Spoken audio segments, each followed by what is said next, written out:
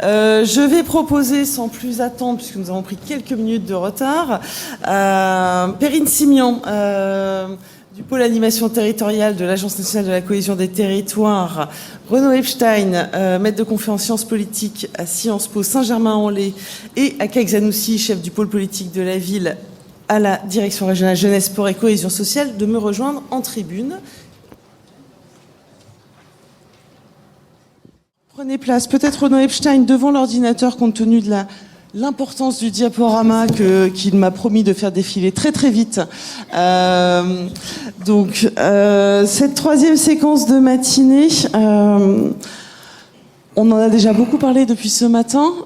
L'État a lancé en 2015 un vaste plan de formation aux valeurs de la République et laïcité qui se déploie en région, partout, en France métropolitaine et outre-mer. L'intérêt de cette séquence, c'est d'abord de pouvoir se rappeler que ce plan existe, évidemment, de rappeler son contexte, comment c'est construit, comment sont construits les contenus de formation, de profiter de la publication en fin d'année dernière d'un bilan évaluatif qui nous permet donc de faire un point d'étape aussi sur les atouts et peut-être les limites de ce plan. Renaud Epstein, en tant qu'évaluateur des politiques publiques, pourra nous en dire plus tout à l'heure.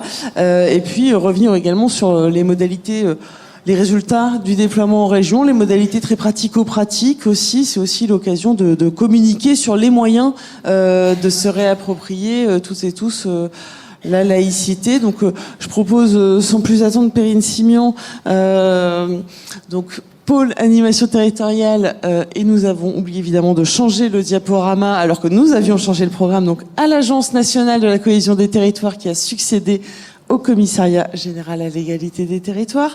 Que vous puissiez donc revenir sur la genèse de ce plan de formation, la façon dont le kit de formation a été élaboré, puis les modalités de déploiement. Bien appuyer sur le bouton du micro. Je suis là ? Ouais. Bonjour à tous. Donc effectivement, je vais revenir un petit peu sur l'origine et le cadre de ce plan. Donc on va avoir un discours peut-être un peu plus opérationnel que le débat précédent, mais qui en même temps lui fait quand même assez directement écho. Donc c'est un plan effectivement qui est déployé depuis 4 ans par le CGET et donc depuis le 1er janvier par l'Agence nationale de la cohésion des territoires, l'ANCT, en partenariat très étroit depuis le démarrage avec l'Observatoire de la laïcité bien sûr, et puis avec le CNFPT pour le déploiement en direction des agents des collectivités territoriales. Donc il est né en 2015, donc après les attentats de janvier 2015, et il a été conçu comme une réponse à ce qui a été compris des besoins exprimés par les professionnels de terrain. Le ministre de la Ville, de la Jeunesse et des Sports, qui était Patrick Kanner à l'époque, avait reçu à la fois les représentants de l'État local et puis des têtes de réseau nationales, d'associations de professionnels, de fédérations d'associations. Et ce qui ressortait des discours, c'était un sentiment de découragement, d'isolement, et puis des professionnels assez démunis pour répondre à ce qu'ils ressentaient comme peut-être nouveau ou un peu différent ou plus complexe quand il est question du fait religieux, donc des revendications, des sentiments de discrimination, du prosélytisme, et donc des difficultés à adopter une posture professionnelle adaptée et à trouver les réponses justes. Donc l'ambition du plan de formation, c'était vraiment comment adresser au public, à la population française, un discours clair et cohérent sur ce que c'est que la laïcité et ce qu'elle n'est pas, donc par rapport à tout ce qu'on a dit ce matin, dans un contexte de débat public très, très clivé, très polémique, retrouver un peu de cohérence et de clarté sur ce que c'est que la laïcité. Et donc faire passer ce message par les acteurs de terrain, par les professionnels de terrain, ceux qui sont en contact au quotidien directement avec les publics. L'idée, c'était aussi, comme on l'a dit et répété ce matin, d'envisager la laïcité sous l'angle de ce qu'elle garantit et de ce qu'elle protège, plutôt que sous l'angle d'une restriction et d'une interdiction. Et puis, de manière très prosaïque, l'objectif qui était fixé initialement en 2015, c'était de former 2000 acteurs de terrain en 2 ans. Donc, les partis pris qui ont été retenus dès le départ, les partis pris pédagogiques principaux, c'était d'abord une approche fondée sur le droit. Donc, se dégager un peu de la laïcité envisagée comme valeur, mais bien l'envisager comme un principe, et donc le cadre juridique de ce principe qui vous a été exposé ce matin par Nicolas Cadenne, ce qui permet de dépassionner les débats, d'avoir un langage et un cadre commun, et puis aussi d'articuler le principe de laïcité et le principe de non-discrimination. Et c'était vraiment la volonté dès le départ de s'inscrire dans cette articulation très forte. Et le deuxième parti pris, c'était une approche pragmatique, la plus pragmatique possible, et donc de consacrer l'essentiel du temps de formation aux situations professionnelles rencontrées au quotidien par les acteurs de terrain, et donc aux études de cas. Donc c'est une formation de 2 jours. Il y a une demi-journée dès le départ qui est consacrée à une approche historique et juridique, un petit peu ce que vous avez eu en introduction par Nicolas Cadenne, pour que on ait un cadre commun d'échange, pour que tout le monde parle de la même chose. Et ensuite, il y a 1 jour et demi qui sont vraiment consacrés aux études de cas, aux études des situations professionnelles, à la construction d'argumentaires et à la question de la posture professionnelle, comment on se met dans une posture de dialogue et de pédagogie. Très concrètement, sur le dispositif qui a été mis en place pour ce plan national de formation, avec une ambition qui était assez forte dès le départ, c'était d'avoir un kit pédagogique unique. Le kit pédagogique unique, ça veut dire qu'on a rassemblé un groupe de travail partenarial pour concevoir les contenus, qui rassemblait donc évidemment l'Observatoire de la laïcité, mais aussi le ministère de l'Intérieur, le Bureau central des cultes, et puis un certain nombre de ministères, avec toujours cette volonté de faire consensus sur le discours, de faire consensus sur le langage, sur les messages, pour que tous les différents dispositifs en matière de pédagogie de la laïcité qui sont mis en place soient cohérents et convergents. Et le kit pédagogique, pour ceux qui le connaissent, je vois qu'il y a quelques formateurs habilités dans la salle, est assez complet. C'est vraiment un outil qui a été pensé comme clé en main pour les formateurs. Donc il y a à la fois les contenus, les fiches de synthèse, mais il y a aussi le scénario pédagogique minuté, les fiches formateurs qui décrivent les modalités pédagogiques. Donc c'est un cadre qui peut être ressenti pour les formateurs comme un peu prescriptif, mais qui est en même temps sécurisant sur un sujet sensible, et qui permet de s'assurer, dans le cadre d'un plan national de formation, que c'est le même discours et les mêmes messages qui sont transmis aux acteurs de terrain. Sur le déploiement, je laisserai aussi CAG préciser pour le déploiement, mais globalement, c'est un plan national. Donc, les ressources pédagogiques sont nationales, mais le pilotage est vraiment mis en place au niveau régional. Donc, c'est le niveau régional qui pense la stratégie de déploiement et qui le pilote au quotidien. Donc, côté des acteurs associés, en direction des acteurs associatifs et des agents de l'État, c'est vraiment les services régionaux de l'État qui sont à la manœuvre. Donc la DRJSCS, la Direction régionale jeunesse, sport et cohésion sociale. Et puis pour tous les agents des collectivités, c'est le CNFPT et ses délégations régionales qui mettent en œuvre. Je vais aller très rapidement sur les résultats. Je vais laisser Renaud Epstein vous présenter une évaluation étayée. Mais bon, donc c'est un dispositif qui est né en 2015. Les formations ont commencé à se déployer en 2016, et donc avec 3 ans de recul, voilà, on est quand même tous assez fiers en fait des résultats et de ce que produit ce plan dans les territoires. Sur le plan quantitatif, assez vite, on a dépassé les objectifs de 10 000 et fin 2017, on a dépassé les 20 000 acteurs de terrain formés. Aujourd'hui, on a plus de 2000 formateurs qui ont été formés et qui sont habilités dans les territoires.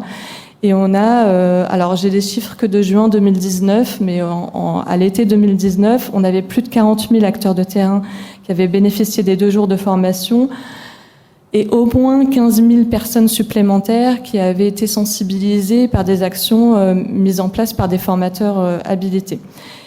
Sur le plan qualitatif, pareil, je vais aller très très vite, mais disons que nos questionnaires d'évaluation à chaud, il ressort en gros un taux qui est constant depuis 2016 et qui ne bouge pas. Il y a 97% des participants qui se déclarent satisfaits de cette formation. Et ce qui est assez remarquable, c'est que en fait, c'est assez cohérent et convergent aussi avec les résultats des évaluations à froid. Ce qui est intéressant aussi, c'est que ce qui ressort de ce que nous disent les référents et les pilotes dans les régions, c'est que le déploiement des formations a été vraiment aussi l'occasion de mettre en place des dynamiques intéressantes dans les territoires, de développer des partenariats et donc de mettre en réseau des formateurs et des personnes sensibilisées à ces sujets de la laïcité. Et donc en 2018, le CGET a confié à une équipe de recherche de Sciences Po Saint-Germain-en-Laye, donc dirigée par Renaud Epstein, l'élaboration d'une étude donc scientifique sur l'évaluation de ce plan. Donc il vous présentera les résultats. Mais au global, sur la base de ces résultats très satisfaisants et encourageants, au-delà de l'objectif initial qui avait été fixé sur 2 ans, la nécessité de poursuivre et de renforcer ce dispositif de pédagogie de la laïcité a été réaffirmé par le gouvernement en 2018 dans le cadre du plan national de mobilisation pour les habitants des quartiers. Et le nouvel objectif qui a été fixé, c'est de former chaque année 20 000 personnes supplémentaires. Donc c'est un objectif qui est extrêmement ambitieux, puisque donc on avait formé 20 000 personnes en 2 ans, donc c'est quand même doubler le nombre de personnes formées chaque année, sachant que en fait plus on a formé de gens, plus il faut élargir le cercle des publics auxquels on s'adresse. Très rapidement sur les actualités, l'actualité principale du plan de formation, c'est qu'en 2018, le plan national de prévention de la radicalisation, dans une de ses mesures, a prévu l'intégration d'une séquence d'informations sur la prévention de la radicalisation dans les 2 jours de formation Valeurs de la République et laïcité, avec l'idée que tous ces acteurs de terrain à qui on s'adresse chaque année dans le cadre du plan de formation soient informés, qu'on clarifie en fait la distinction des registres justement entre laïcité et prévention de la radicalisation, qu'on leur permette de mieux comprendre ce que c'est que la réponse publique, ce que c'est que la politique publique de prévention de la radicalisation, de quoi on parle, et aussi clairement de leur faire connaître les formations existantes dans le domaine et de leur présenter, de les orienter, s'ils le souhaitent, vers les formations qui existent sur la prévention de la radicalisation. Donc là aussi, les contenus ont été élaborés par un groupe de travail partenarial avec le ministère de l'Intérieur, l'Observatoire de la laïcité, le CNFPT, des formateurs, etc. Ça donne une séquence assez courte d'1 heure, d'1 h 15 en fait, qui est une séquence d'information qui est mise en place de manière effective, qui est déployée de manière effective dans les formations depuis l'été 2019. L'autre nouveauté en 2019, c'est la diffusion d'un format court d'une journée de sensibilisation qui est vraiment destiné à des publics spécifiques qui rencontreraient des difficultés pour se libérer 2 jours. Nous, on souhaite que ce soit plutôt pour des publics non professionnels, donc ont plus de mal à se libérer 2 jours. Et par exemple, les bénévoles associatifs, mais aussi les jeunes en service civique ou les conseillers citoyens. Voilà. Pour le cadre, peut-être qu'on peut s'arrêter là. Merci beaucoup, Perrine Simon, donc pour effectivement ces éléments de contexte et de cadrage et les points d'actualité aussi du plan avec un objectif, on l'a tous entendu, donc de quand même très ambitieux, un objectif très ambitieux. Alors du coup, ça dévoile un tout petit peu finalement ce que nous attendons tous, c'est une évaluation rigoureuse et scientifique au-delà des questionnaires de satisfaction. Effectivement, quand même, avec des taux de satisfaction extrêmement élevés déjà. Alors, Renaud Epstein, donc vous avez effectivement dirigé cette évaluation scientifique. Vous êtes un évaluateur patenté des politiques publiques. Alors, vraiment, ça mérite un doublement d'objectifs ? J'essaye de dévoiler parce qu'il a mis 55 diapos. Oui, donc non, mais je vais les faire défiler. La plupart, je vais pas les projeter, mais et à la limite, comme je vais pas avoir le temps de tout faire, là, je vais spoiler un peu la présentation. Oui, bah, tu l'as spoilé. Quoi, les résultats, c'est même pas, sont positifs. Quoi, c'est absolument spectaculaire. Je dois vous dire, moi qui évalue la politique de la ville depuis un quart de siècle. Hein. Ma première expérience, c'était à 100 mètres d'ici, à 200 mètres, là, aux 3 ponts à Roubaix du temps du DSQ. Je crois que j'ai regardé à peu près tous les programmes de l'histoire de la politique de la ville et j'en ai jamais vu un qui a fait l'objet d'une évaluation à peu près positive. Alors là, d'un seul coup, il y en a un, mais c'est même pas, c'est plutôt réussi, quoi. C'est, vous allez voir, absolument spectaculaire. Moi, je m'y attendais pas du tout, du fait de cette histoire de la politique de la ville, du fait aussi de la genèse politique de ce programme, hein, quand on rentre sur un programme qui a quand même été lancé après les attentats par Manuel Valls et Patrick Kanner sur la laïcité dans les quartiers. On peut avoir des interrogations sur le contenu, on peut se demander si ça va être vraiment un programme consensuel. De ce point de vue-là, moi, j'ai été extrêmement, vraiment spectaculaire. Alors, surpris par les résultats spectaculaires. Alors, je vais défiler très vite, nous, ce qu'on a fait. On a combiné un volet quantitatif, on a un questionnaire assez long qui a été administré auprès de près de 1600 personnes qui ont suivi la formation. On a pu comparer, par ailleurs, à la base de tous les résultats qui avaient été des évaluations à chaud en fin de formation. On a fait toute une série d'enquêtes qualitatives dans 5 départements très contrastés, Seine-Saint-Denis, Yvelines, Morbihan, Haute-Garonne, Hérault, pour voir à la fois observer des sessions de formation, avoir des entretiens qualitatifs avec des stagiaires, suivre aussi tout le déploiement, le volet institutionnel, parce que c'est une politique publique. On n'était pas là pour évaluer la formation, mais bien une politique de formation, son déploiement à l'échelle nationale avec un dispositif, je ne vais pas rentrer dedans, mais extrêmement complexe, de formation, de formateurs qui formaient des formateurs qui eux-mêmes allaient former des stagiaires. Évaluer une politique publique de formation, c'était évaluer tout ça, et c'est aussi ça qu'on a fait. Je vais pas. Et les résultats que je vais vous présenter sont surtout là sur le volet des stagiaires. Je ne vais pas trop rentrer dans le détail de la politique publique. Alors. Très rapidement, 1600 questionnaires, ça commence, 1600 répondants, c'est un échantillon très conséquent qui permet de faire des analyses assez fines par sous-groupe, etc. On a quand même vérifié la représentativité de cet échantillon par rapport à l'ensemble de la population des stagiaires.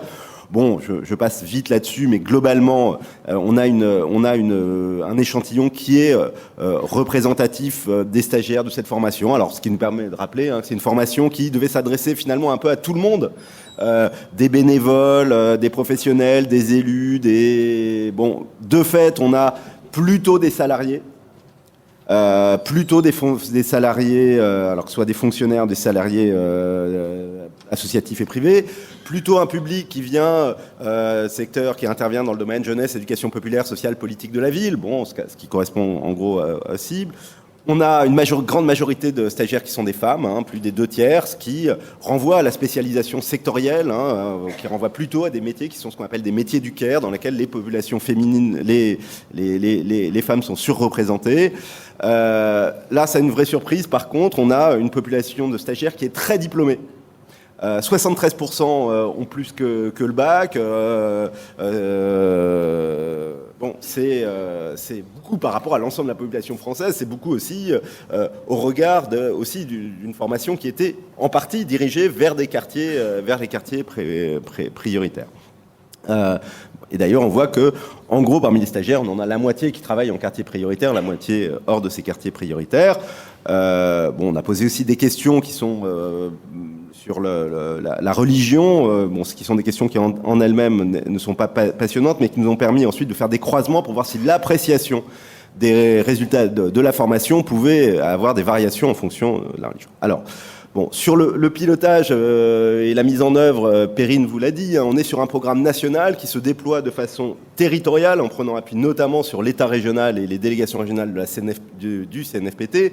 Ce qui est intéressant, c'est du fait de cette organisation, on a vu, il y a des variations.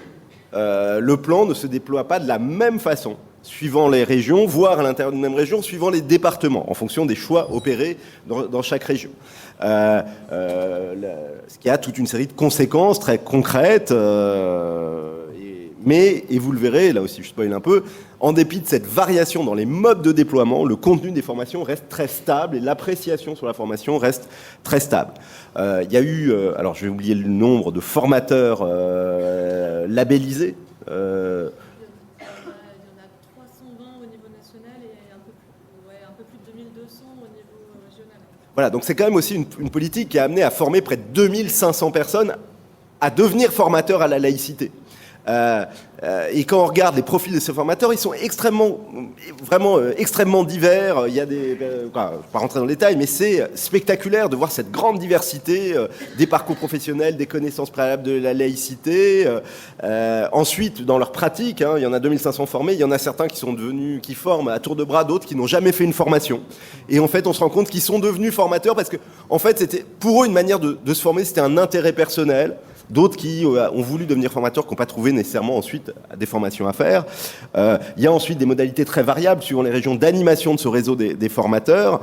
Mais quand on regarde ce que nous disent les formateurs, tous nous disent, en fait, voilà, moi j'ai un outil. Donc l'outil, je ne sais pas si tu ne fais pas rentrer dans le détail, mais l'outil de base de la formation, c'est un kit pédagogique qui a fait l'objet d'un travail très très approfondi et qui est plébiscité par ces formateurs, quel que soit leur profil, quelle que soit leur connaissance de la laïcité, ce qui leur donne à la fois un scénario, un fil, un programme, des techniques d'animation, des ressources, qui leur permet de s'adapter aux différents publics qu'ils peuvent avoir. L'autre chose qui est, alors ça tu l'as dit Perrine, il faut insister là-dessus, ce qui structure le kit, c'est un parti pris. Il y a un vrai parti pris pédagogique qui a été adopté face à un sujet qui peut, on l'a rappelé ce matin, faire l'objet de polémiques absolument virulentes, c'est de refroidir. Et de refroidir les débats, comment ? Notamment par le droit. On rappelle le droit. Un peu d'histoire, un peu, etc. Mais malgré tout, le fondement, c'est le droit et le droit mis en pratique. Comment, dans telle situation, quel est l'élément, quelle est la situation, comment est-ce qu'on qualifie cette situation juridiquement et donc quelle est la réponse. Ce qui n'évite pas, ce qui n'est pas une manière, refroidir le débat, c'est pas une manière de ne pas aborder les sujets qui fâchent, les sujets polémiques. À tel point d'ailleurs que certains formateurs, certains stagiaires nous disent, quand même, ça reste centré sur l'islam. On y reviendra. L'autre élément quand même qu'on peut faire, mais alors là c'est plutôt un regard distancié, cherchant en sciences sociales qu'on peut faire sur le kit, c'est cette volonté de refroidir les débats peut aussi produire, et de passer par le droit, peut aussi conduire à une vision un peu dépolitisée de la laïcité. La partie historique est quand même très courte, et donc il y a quand même des simplifications, c'est pas faux, mais c'est simplifié. Et puis, ce parti pris de dire, on se contente de dire le droit, ça refroidit, c'est aussi une manière de faire comme si le droit, c'est une réification du droit. Le droit, ce n'est que la matérialisation des luttes politiques d'un moment. Et ça, il y a peut-être des moments, notamment, alors, c'est pas dans le kit, mais certains formateurs qui n'ont pas une culture de sciences politiques et juridiques toujours très développée, qui les amènent à finalement, en formation aussi, un peu à nier ça. Quand un formateur nous dit non, la loi de 2010 sur la burqa, ça n'a rien à... C'est pas une loi anti-burqa, la loi qui interdit qui oblige d'avoir le visage dévoilé dans l'espace public. Oh là là, c'est vraiment qu'une loi de sécurité publique, rien à voir avec l'islam. Quiconque a suivi le chemin législatif qui aboutit à cette loi, c'est qu'évidemment, c'est pas le cas. Mais bon, alors je vais passer là-dessus sur le contenu des stagiaires. Maintenant, quand on observe les formations, ce qui est très intéressant, on a des publics très divers, des formateurs très très très divers. Un programme qui est intenable. Le kit, il est énorme. Réussir à faire en 2 jours tout ce qu'il y a dedans, c'est quasiment impossible, sauf à faire une formation complètement descendante où on ne laisse pas la place aux échanges. Voilà. Et donc, chaque formateur est amené à adapter un petit peu le déroulement pédagogique du kit. Ce qui est spectaculaire quand on fait les observations, c'est qu'il y a des modifications, mais des modifications qui sont toujours mineures. Il y a des erreurs parfois, mais qui sont toujours mineures. Et qu'en dépit du fait que chacun formateur s'approprie, et puis dans la dynamique du groupe, fait évoluer les choses, le contenu reste maîtrisé. Le message général est toujours clair. Il n'y a pas d'erreur de fond, il y a des petites choses un peu à la marge. Et surtout, quand on voit les formateurs qui ont aussi, alors je dis des parcours, des profils très différents, mais aussi des positions idéologiques eux-mêmes, sont des individus, pas que des formateurs, très très différents, on se rend compte que le kit les amène à complètement neutraliser ça. Et vraiment, le contenu des formations, alors qu'il y a 2500 formateurs, qu'il y a des formations partout en France, etc., reste extrêmement stable. Avec des dynamiques dans les groupes ensuite qui peuvent être contrastées, suivant la qualité du formateur, suivant aussi, évidemment, la composition du groupe. Il nous a semblé que les groupes hétérogènes qu'on a pu observer, où il y avait à la fois des cadres et des agents de terrain, etc., étaient beaucoup plus riches. Les seuls groupes pour lesquels on a vu il y avait des problèmes, vraiment ça ne marchait pas, c'est les groupes dans lesquels le climat de confiance était d'entrée sapé, et je vais le dire très très abruptement, ça ne concerne qu'un département, des groupes qui étaient animés par le délégué du préfet, et un délégué du préfet qui arrivait sur le mode j'incarne l'État et ta gueule, quoi, hein, je vais aller vite. Là, à ce moment-là, la formation ne sert à rien, voilà. Non, c'était pas dans cette région. C'est pas dans cette région. Non, c'est pas dans cette région. Je vous rassure. Même pas dans l'Hexagone, forcément, c'est très très loin. C'est pas si loin. Mais pas en Hauts-de-France. C'est pas dans les Hauts-de-France. Bien.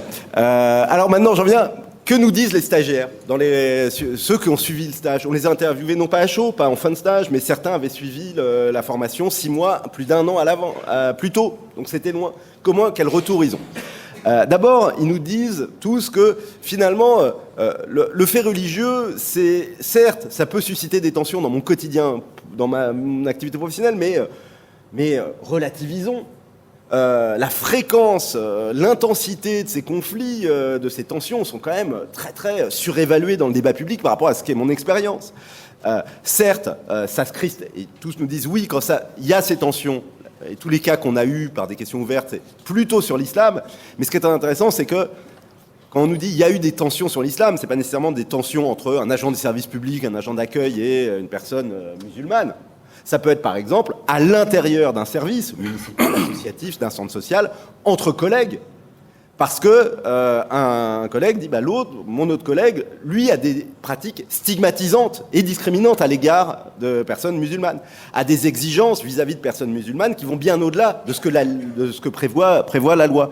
Et donc, un des éléments, voilà, dans ce petit schéma, dans ces petits histogrammes, c'est que quand on parle de tension autour de l'islam, dans les services publics, etc., c'est ce qui peut être la cause de ça. Dans certains cas, ça peut être les pratiques de public ou d'agents musulmans, mais dans certains cas, ça peut être les pratiques de public ou d'agents qui sont simplement des comportements, des attitudes et des discours de discrimination à l'égard de l'islam ou des musulmans.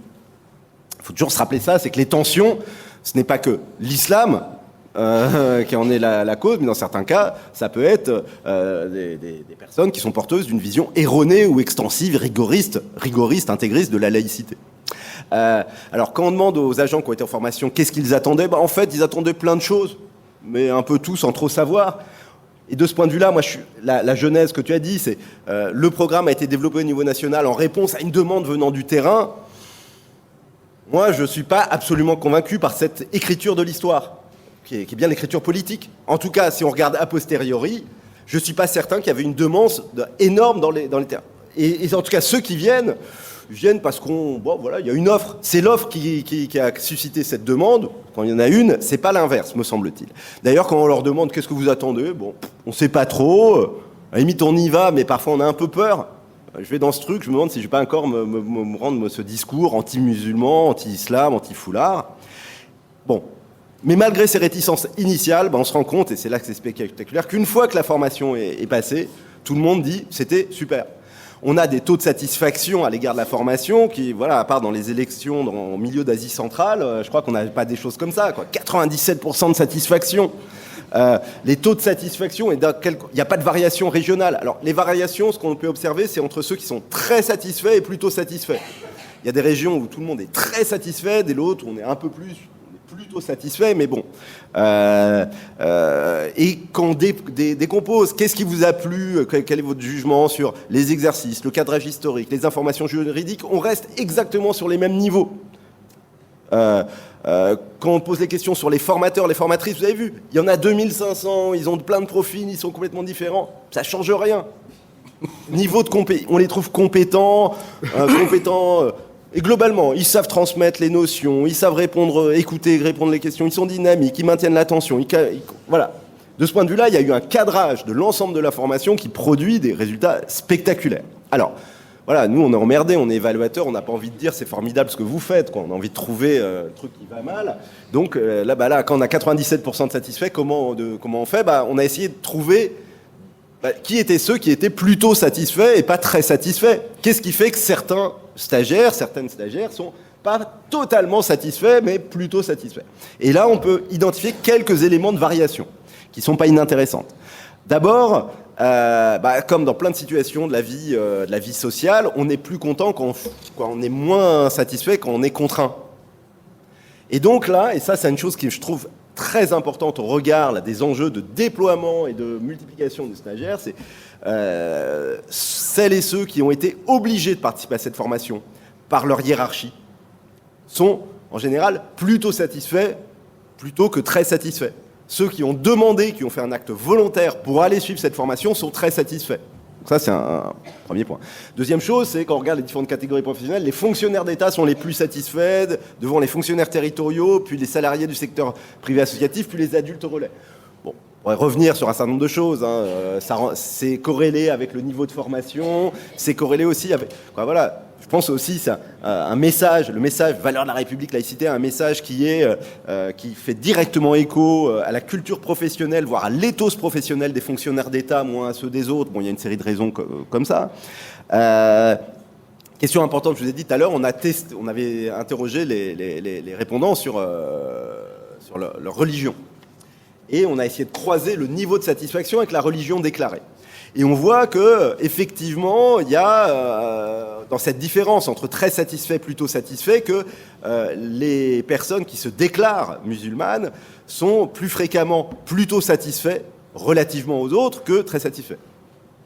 Ceci étant dit, on reste sur des niveaux qui sont spectaculaires. Là encore, pour les musulmans aussi, très satisfaits, plutôt satisfaits, 97%, pas de différence.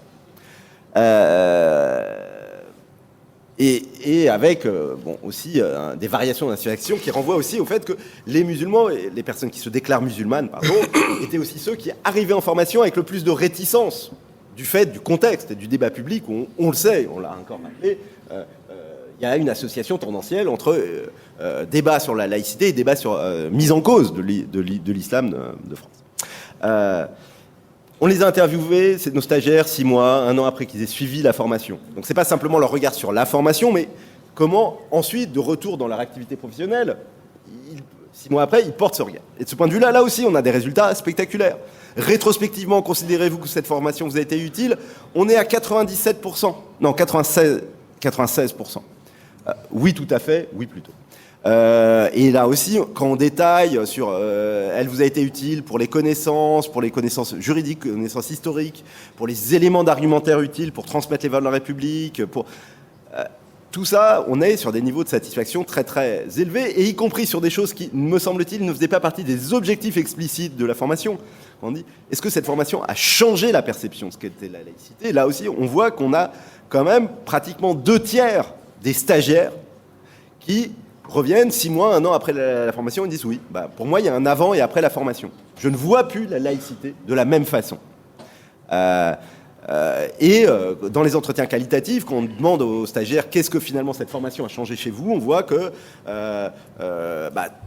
toute une série de stagiaires, y compris parmi les moins qualifiés, les moins informés, disent qu'ils ont le sentiment d'avoir gagné en compétences.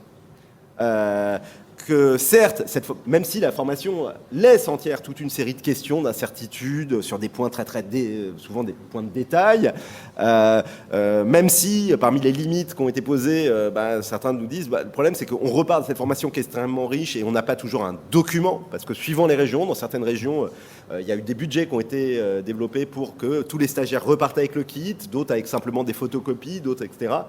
Bon, c'est compliqué, le cadre juridique est compliqué, l'histoire c'est compliqué. Si on repart de cette formation avec juste les notes qu'on a prises, parfois, après 6 mois, 1 an après, on n'est plus en mesure de toujours tout porter. Ce que ça a apporté aussi à ces stagiaires, c'est de l'assurance. Et ça, c'est une chose importante face à des débats comme ceux-là, dans lesquels règne une profusion de faux experts, de paroles autorisées, notamment dans le champ politique, et j'insiste là-dessus, on a beaucoup d'agents qui travaillent pour des élus, des agents de la fonction publique territoriale, au contact d'élus ou des responsables associatifs qui ont affaire à des paroles d'élus.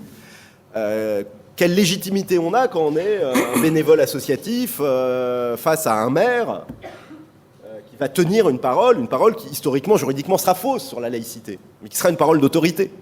Ce que nous disent un certain nombre de stagiaires, c'est que cette formation leur a donné de l'assurance. Ils osent en parler. Ils se sentent légitimes à parler de la laïcité. Ça les aide à adopter J'arrive au bout de mes 20 minutes, c'est ça que ça veut dire. Ça les a aidés aussi à trouver une posture professionnelle. Comment on se positionne pour parler de la laïcité quand on est à la fois situé religieusement, situé professionnellement, situé administrativement, là, ça aide, cette formation, parce qu'elle est axée sur le droit et la mise en situation du droit, aide les acteurs à parler professionnellement. 2 minutes encore ? 2 minutes. 2 minutes. Voilà, cette formation donne des savoirs, donne aussi des savoir-faire, et les aide un certain nombre de ces stagiaires ensuite à gérer des situations, prévenir des situations délicates, trouver les mots pour faire appliquer le droit, apaiser le climat au sein d'une structure, ce qui se traduit aussi par des changements très concrets, des stagiaires qui reviennent du stage et qui disent dans leur association, dans leur centre social, dans leur équipement, voilà, notre règlement intérieur, en fait, il est pas à jour. Il n'est pas conforme au droit, on va le changer. Des stagiaires qui arrivent et qui vont ensuite eux-mêmes former, diffuser le message auprès de leurs collègues. Des stagiaires qui changent d'opinion. Ça, je trouve que c'est très, très spectaculaire, alors même que ce n'était pas l'objectif de la formation. Un certain nombre de stagiaires qui, dans nos entretiens qualitatifs, nous expliquent que finalement, cette formation m'a rendu tolérant. Voilà, c'est pas simplement je sais qu'on a le droit de porter le voile dans tel espace, c'est d'un seul coup, j'ai été amené aussi à reconsidérer dans ma vie personnelle le rapport aux femmes voilées. C'était pas l'objectif, encore une fois. Et pour finir, et c'est vraiment le dernier slide, on avait posé une série de questions, d'opinions, pour essayer stagiaires, essayer de comprendre comment ils se positionnaient. Donc, on a pris des questions qui sont des questions sur lesquelles on avait des benchmarks nationaux en population générale. Et si je prends les 2 derniers, je m'attardais juste sur les 2 dernières, on demande, êtes-vous tout à fait d'accord, plutôt d'accord, pas du tout d'accord, etc., avec l'opinion suivante. 1, le principe de laïcité est souvent utilisé pour stigmatiser les musulmans. Et 2, la République est menacée par le communautarisme. Ces 2 dernières questions, elles sont intéressantes parce que vous voyez, dans notre échantillon, on a à peu près du 50-50. Dans nos échantillons de stagiaires, il y en a à peu près 50 la moitié qui pensent que la République est menacée par le communautarisme, 50% qui pensent pas le contraire. Il y a 60% qui pensent que le principe de laïcité est utilisé pour stigmatiser les musulmans. Il y a 40% qui ne sont pas d'accord. Donc on a un public de stagiaires qui est assez clivé sur ces opinions. Pour dire les choses de manière abrupte, je le dis souvent comme ça, voilà, on a des publics qui sont plutôt printemps républicain et d'autres plutôt observateurs de la laïcité. Si je devais caricaturer, on en aura... Voilà. Bon. Mais ce qui est très intéressant, alors même qu'on a des opinions, des rapports très différents aux faits religieux, à la laïcité, quand on interroge ces stagiaires-là, ils ont tous et toutes, exactement la même appréciation sur la formation. qu'on pense que la République est menacée par le communautarisme, qu'on pense que le contraire, qu'on pense que le principe de laïcité est utilisé pour stigmatiser les musulmans, ou qu'on pense le contraire, on juge aussi positivement la formation. Alors une formation par la laïcité qui arrive à satisfaire et à donner le même niveau de satisfaction à des personnes qui ont des opinions aussi différentes sur le fait central, ça renvoie à ce que disait Nicolas Cadenne tout à l'heure, hein, là on n'est plus dans le clash, on est justement à une formation qui a refroidi et qui a permis de retrouver du consensus et un terrain de dialogue commun.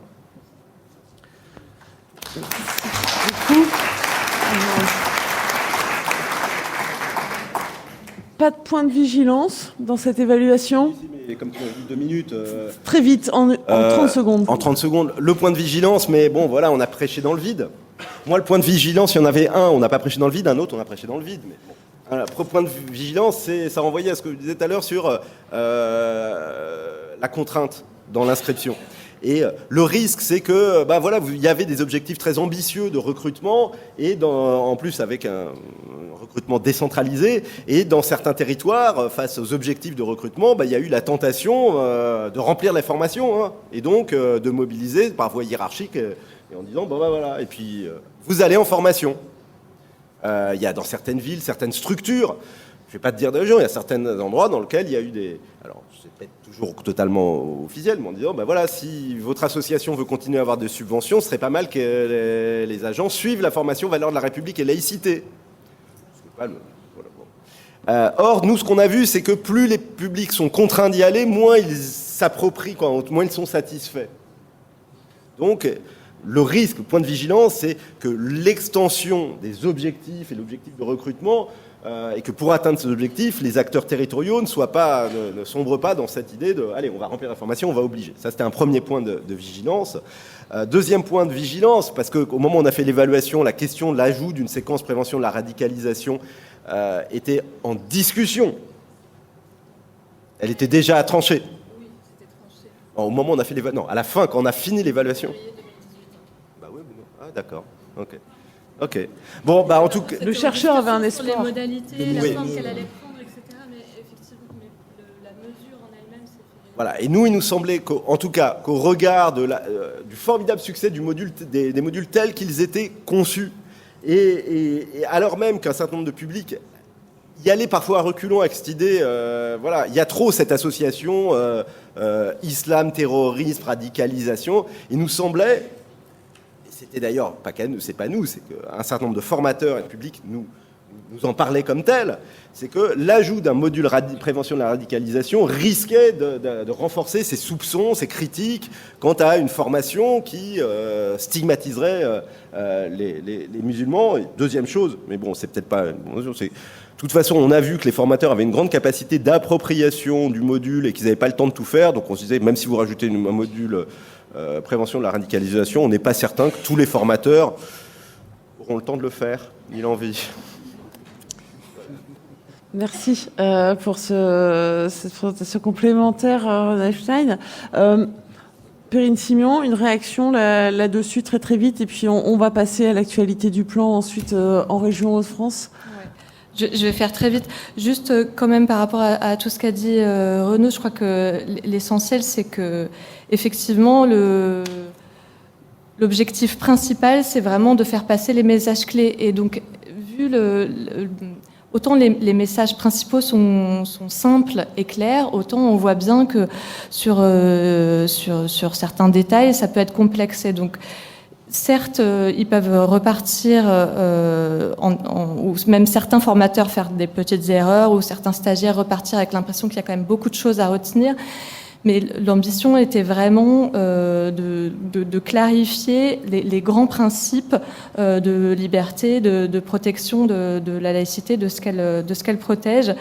Et de ce point de vue-là, c'est là que c'est rassurant et vraiment un facteur de réassurance dans les pratiques professionnelles.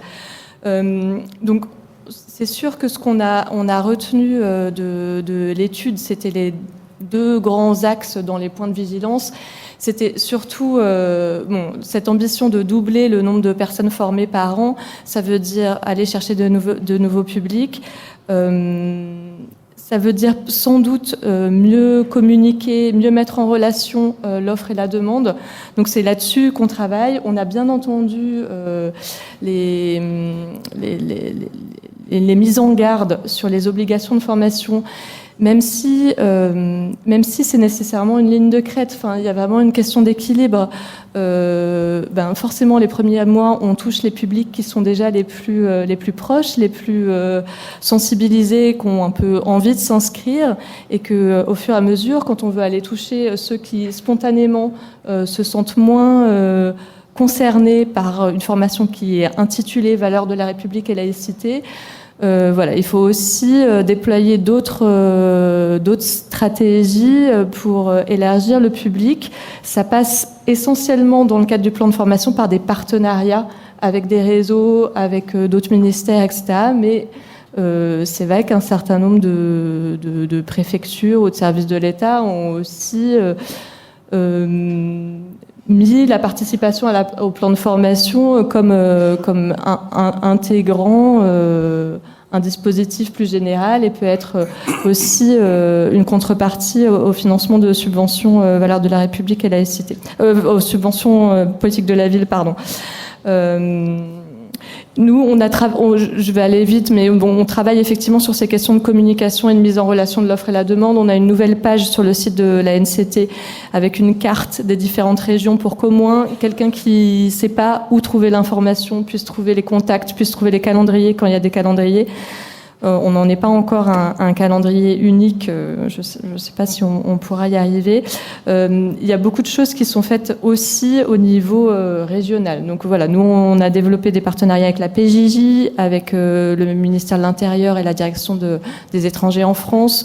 On travaille en ce moment avec la CNAF. Voilà, je pense que c'est essentiellement par là que ça passe. Sur la question de l'intégration de la séquence de prévention de la radicalisation, donc on a aussi bien entendu ce risque de renforcer le sentiment de stigmatisation de l'islam qui était effectivement remonté plusieurs fois. On était déjà bien sensibilisés par le réseau de formateurs, donc ce risque ne nous avait pas échappé. On a vraiment essayé de construire cette séquence dans le même esprit d'apaisement, de refroidissement des débats. Donc les objectifs de la formation, des 2 jours de formation n'ont pas changé. C'est toujours de faire connaître le cadre juridique de la laïcité, et donc c'est une séquence très courte d'information. On ne demande pas aux formateurs du tout de devenir des experts de la prévention de la radicalisation, mais juste d'informer sur ce que c'est que la politique publique de prévention de la radicalisation, et de dire aux participants qui peuvent aller se former sur ce thème aussi, peut-être de dédramatiser un peu ce terme, et l'idée qu'on puisse s'intéresser en tant que professionnel à ce sujet. On travaille beaucoup sur l'accompagnement des réseaux de formateurs, et au niveau national et au niveau régional. On a fait une petite enquête au mois d'octobre, c'était un peu court peut-être, mais les résultats étaient quand même assez rassurants sur le fait que globalement, quand c'est mis en place, ça se passe pas si mal. Il y a quand même, alors je sais plus où j'ai mis mes chiffres, il y avait que 35 répondants, donc c'est pas comme les 1600, mais bon, c'était un début. Il y avait les 2/3 des formateurs qui disaient que ça n'avait pas entraîné de réaction de réaction difficile à gérer, et 90% qui pensaient que les informations principales étaient passées. Donc on va continuer à avoir un processus itératif avec les autres formateurs là-dessus. Merci beaucoup pour ces compléments d'information et d'actualité. Et alors, en région Hauts-de-France, Kaysa Noussi, vous êtes donc responsable, effectivement, Perrine Simon le disait, c'est le niveau régional de l'État qui a affirmé une stratégie de déploiement. La région Hauts-de-France qui est particulièrement concernée par les quartiers politiques de la ville, donc dans une politique publique de formation qui devait se déployer en priorité vers les quartiers. Évidemment, la région était très attendue dans les objectifs et les résultats. Est-ce que vous pouvez nous représenter rapidement à la fois la stratégie qui avait été posée de déploiement, et puis surtout les principaux résultats et l'actualité? Je vais faire votre diaporama, je vous donne la souris.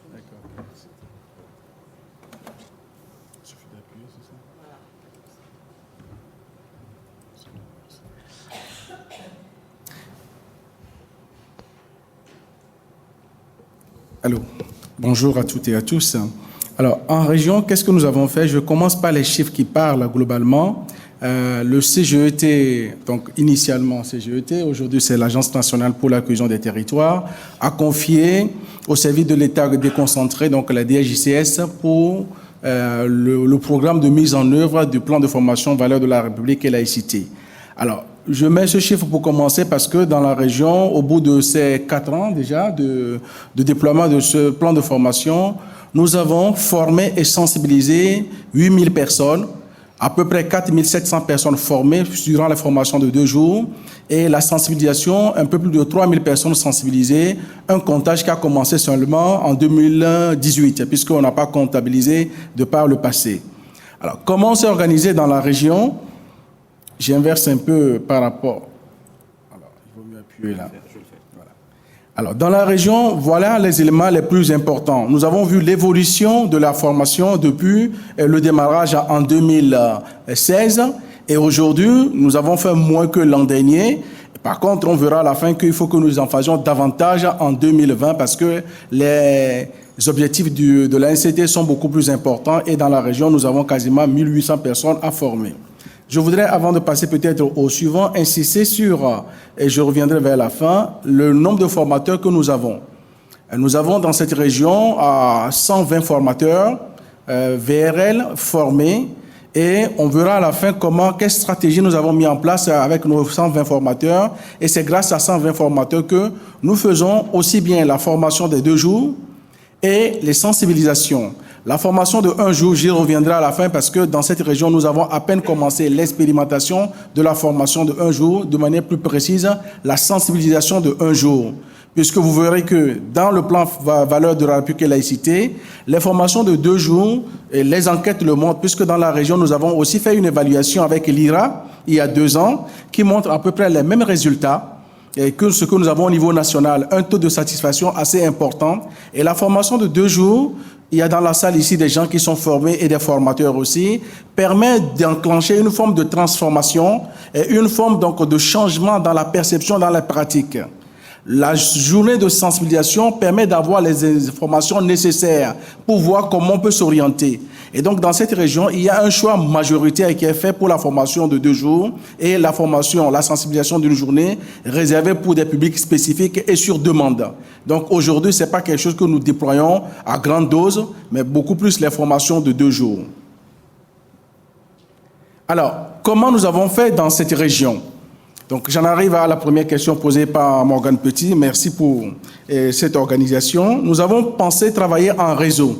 Bien sûr, on avait la responsabilité, nous avons la responsabilité du déploiement de la formation, mais pour pouvoir le faire, on s'est aperçu qu'il était important de travailler avec l'ensemble des acteurs et qui sont en mesure, donc, d'une part, d'envoyer en formation des personnes et aussi d'avoir des formateurs. L'ANCT, le CGET est le partenaire principal parce qu'il est responsable de ce programme au niveau national.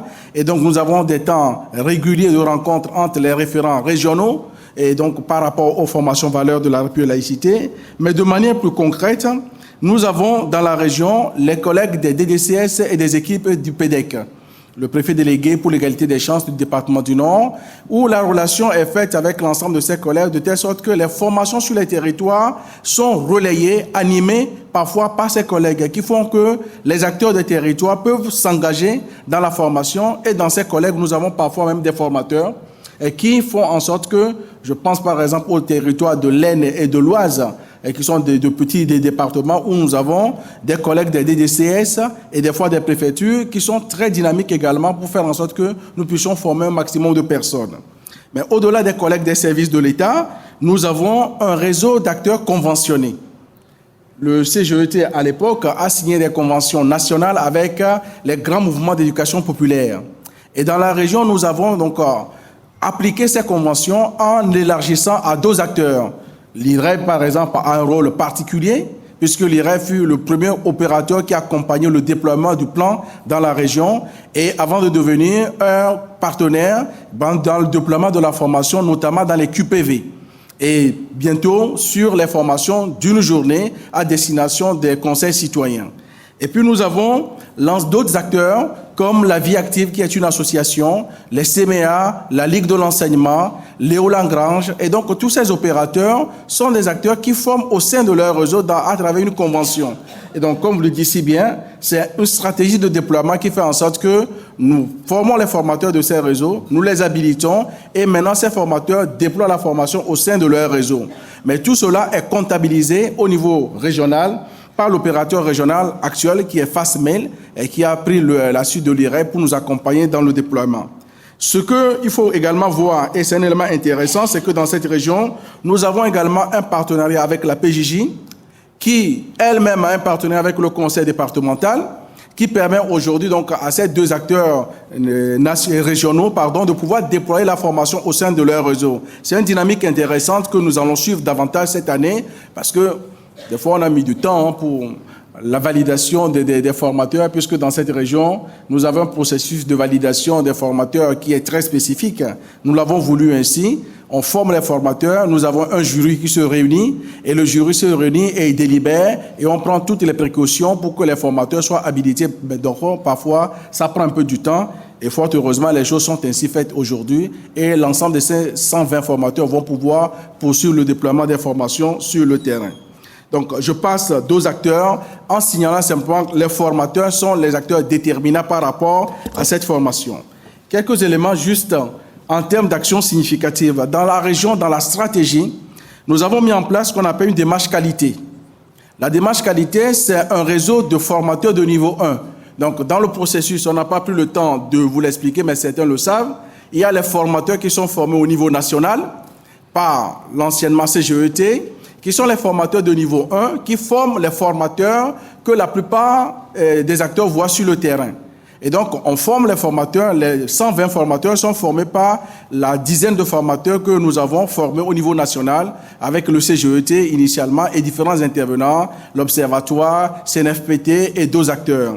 Et donc, la démarche qualité est un outil à disposition des formateurs pour les accompagner quand ils sont confrontés à des difficultés spécifiques. Ils peuvent appeler les formateurs. Nous avons un réseau de mails, par exemple, une question est posée. Les formateurs travaillent, répondent. Si on n'a pas la réponse, on retourne des fois donc à l'INCT et dans les éléments de réponses existantes, soit à travers les tests juridiques ou juste des questions qui vont faire en sorte qu'on peut interpeller par exemple Nicolas Cadenne, initialement, comment s'appelle la juriste Mathilde Philippe, voilà. Donc on a une juriste au niveau de l'INCT qui peut répondre à des questions si des fois on était en difficulté à pouvoir répondre. C'est un élément important sur lequel j'insiste parce que justement dans les formations de 2 jours, on le disait, la formation a essentiellement 3 niveaux, le volet historique, le volet juridique et les cas pratiques. La formation n'est pas faite pour transformer les formateurs ni les acteurs en experts en histoire de la laïcité, ni en experts en droit, mais d'avoir la compréhension de l'essentiel. Et le fait d'avoir cette compréhension, c'est aussi être dans le dialogue. Ne pas dire que je sais et que je ne veux plus donc discuter avec les gens qui techniquement ne savent pas. L'élément fondamental, c'est le dialogue par rapport à cette formation. Et c'est en cela où justement on peut éviter un certain nombre de conflits, non pas parce que nous on sait déjà et que les autres ne savent pas, et ça permet de lever beaucoup donc d'incompréhension avec cette posture qui est une posture aussi d'humilité. Donc la démarche qualité vraiment est un lien qui permet donc aux formateurs d'aller dans différents domaines avec les acteurs qui sont sur le terrain. Et puis ici, nous avons aussi des rencontres régionales de formateurs. Cette année, elle a eu lieu l'an dernier, le 4 septembre, avec un élément spécifique, la mise en place de la séquence sur la prévention de la radicalisation. C'est dit, il y a eu dans la préparation beaucoup d'appréhension sur le fait d'introduire la séquence de la radicalisation. Mais à bien voir le plan de formation, au fait, nous y sommes depuis le départ, parce que cette formation est née des suites des attentats que nous avons connus en 2015. Et donc le fait d'en parler, mais pas dans une posture de victimisation ou d'indexation d'une religion ou d'autres acteurs, mais d'apporter une information de l'État sur la politique publique de l'État, était un élément important. Donc dans la région, il a fallu rassembler les formateurs avec la présence du CGET à l'époque pour expliquer comment cela va se mettre en place. Et en même temps, pour aller plus loin, avec l'appui des équipes du préfet délégué à l'égalité des chances du département du Nord, nous avons mis en place 2 séquences de formation avec l'UCLAT sur la prévention de la radicalisation, histoire de donner de la matière aux formateurs pour que quand ils seront sur le terrain, même s'ils ne sont pas destinés à faire une formation sur la radicalisation, pour comprendre l'essence des choses, pour éviter des fois des questions pièges. Et ceux qui ont commencé déjà par déployer cette formation avec ces séquences nous le disent. Le débat n'est pas un débat qui s'oppose. On donne l'information et si les gens veulent aller plus loin, il y a des formations qui sont proposées pour que les gens puissent avoir l'essentiel de la formation. Donc, globalement, c'est des choses qui sont en cours. Et pour l'année qui vient, nous avons l'obligation justement de former. Vous avez vu, cette année, on a formé, l'an dernier, en 2019, 1200 personnes. Nous devons former 1785 personnes pour prendre les chiffres exacts de l'ANCT. Donc cela suppose qu'il faut former 500 personnes de plus. Et je reviendrai sur un élément justement de contrainte. Dans la région, nous avons un département qui a pris la décision de faire en sorte que l'ensemble des associations qui vont bénéficier des fonds politiques de la ville puissent être formées. Nous pensons que c'est une bonne initiative. Parce que ce n'est pas forcément de la contrainte, mais c'est de faire en sorte que ces valeurs qui sont des fois tutoyées, on puisse les partager. Et quand les gens viennent en formation, on s'aperçoit que les gens partent en étant satisfaits. Et nous pensons effectivement que tous les départements devraient généraliser et pour que les différents acteurs puissent donc avoir le temps. La formation, elle est gratuite, elle est prise en charge par l'État et nous déployons l'ensemble de ces formateurs. Et donc je pense qu'avec cette initiative, nous allons sans doute atteindre les 100 et les 1800 personnes globalement formées et 4000 personnes à sensibiliser. Alors je finis sur ces différents éléments. La sensibilisation est importante. C'est des séquences, soit une journée de sensibilisation avec le kit ou des séquences minimum de 2 heures. Dans notre schéma, la sensibilisation doit être faite par quelqu'un qui est formé. Quelqu'un, donc un formateur, qui est formé, qui comprend les enjeux. Et c'est cette personne qui fait de la sensibilisation, histoire de garder l'élément fondamental de cette formation, le discours univoque. C'est-à-dire que la laïcité, comme l'a dit Nicolas Cadel tout à l'heure, on n'a pas besoin d'adjectifs. On n'a pas besoin d'épithètes ni d'attributs, c'est la laïcité, c'est un discours univoque qui fait en sorte que nous avons ce taux de satisfaction où les gens qui viennent en formation, même s'ils avaient des appréhensions avant, ne partent pas en étant indexés, partent en étant plutôt rassurés de la centralité et de la neutralité des propos qui sont tenus. Et bien sûr, donc, nous aurons d'autant de regroupements de formateurs et ce qu'on avait fait il y a 2 ans avec Nicolas Caden, une journée du 9 décembre sur la laïcité, ouverte notamment pour les acteurs de la fonction publique, avec une autre thématique sur laquelle on va réfléchir pour l'année 2020 qui vient. Voilà, en substance, les choses que nous faisons en région, mais on pourra développer davantage, notamment peut-être la possibilité d'ouvrir une deuxième, en tout cas une nouvelle session de formation de formateurs, parce que sur les 120 formateurs, on s'aperçoit qu'au bout de 4 ans, certains formateurs ne sont plus actifs. Donc on a toujours un noyau de 60 formateurs sur les 120, donc vous voyez, quasiment 50% qui revient systématiquement. Donc il est possible que nous puissions lancer une nouvelle campagne de formation de formateurs parce qu'il faut redynamiser le groupe. Merci. Merci beaucoup.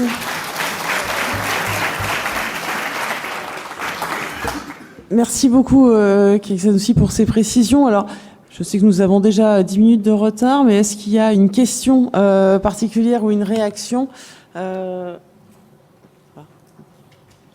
va se garder 3 minutes. Comme vous mangez sur place, on vous garde encore 3 minutes au chaud.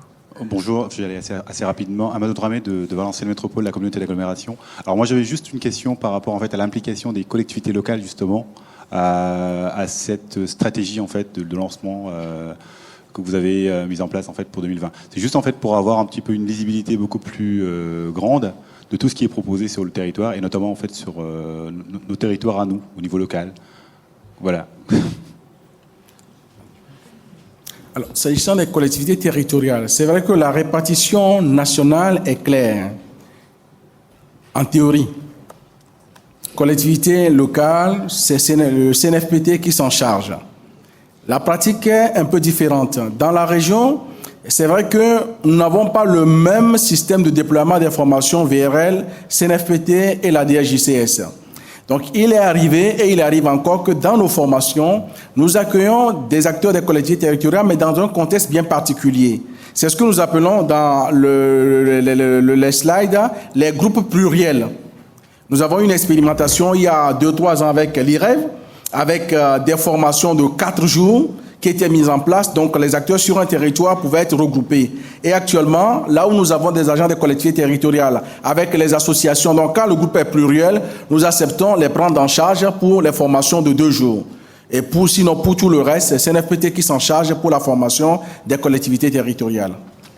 Si je peux juste rajouter, toutes les collectivités peuvent saisir le CNFPT. Il ne faut pas hésiter à les solliciter et c'est leur compétence, quoi.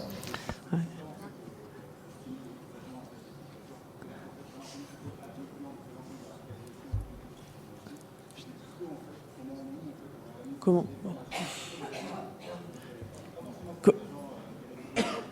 Donc pour que tout le monde entende, donc c'est comment effectivement le lien est fait entre l'organisation régionale, le pilotage régional et la déclinaison à l'échelle intercommunale lorsque la collectivité est effectivement porteuse d'une stratégie locale où cette formation est utile. Donc là, du coup, un lien à tisser encore plus fort peut-être.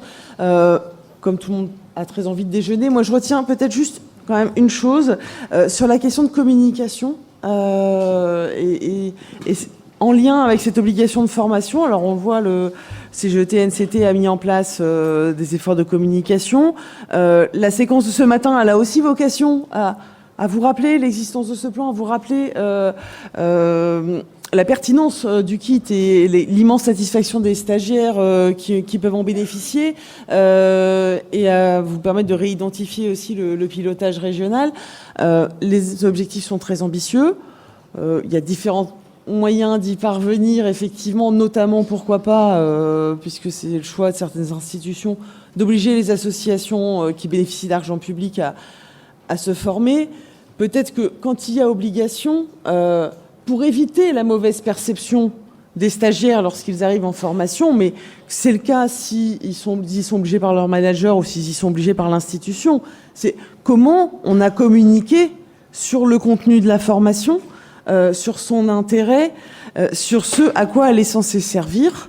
Et c'est peut-être là-dessus, je pense qu'il y a, et là c'est aussi en tant que directrice de l'IREV, ancien opérateur régional du déploiement sur lesquels on sentait bien que les choses étaient perfectibles. Enfin voilà, comment on communique tous mieux sur l'intérêt de suivre cette formation, et ce sans arrière-pensée peut-être de la part des institutions, en particulier si on se situe dans le champ associatif. Je pense que c'était un sujet qui mériterait d'être creusé au moins à l'échelle Hauts-de-France et dont on pourra continuer de débattre cet après-midi au cours des ateliers. Je vous remercie de votre attention à tous. Merci encore à nos 3 intervenants qui clôturaient cette matinée. Je vous souhaite bon appétit.